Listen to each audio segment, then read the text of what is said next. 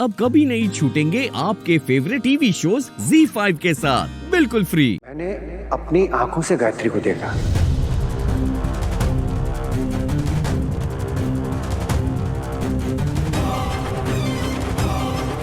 उसने बेल्ट से हमें मारा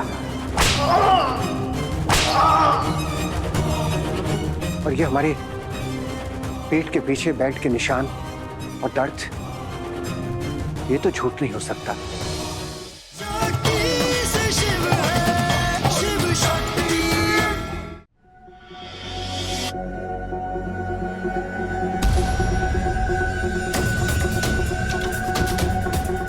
शक्ति, कैसा है बेटा शिव अभी? वो ठीक है और अब सो रहे,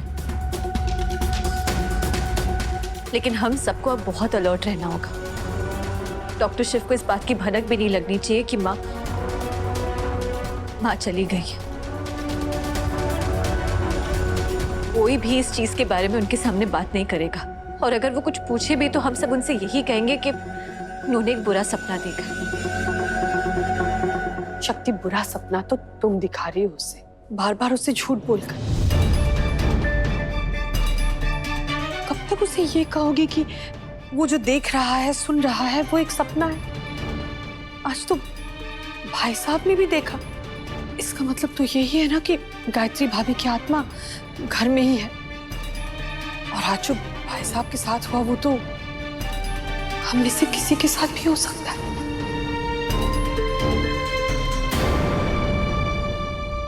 आत्मा कुछ भी कर सकती है या आप।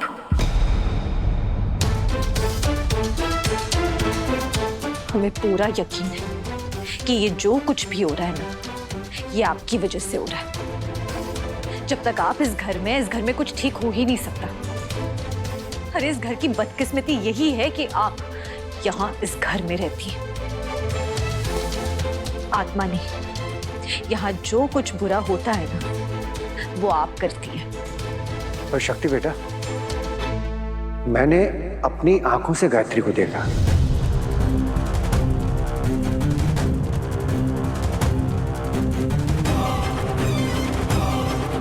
उसने बेल्ट से हमें मारा और ये हमारे पेट के पीछे बेल्ट के निशान और दर्द, ये तो झूठ नहीं हो सकता।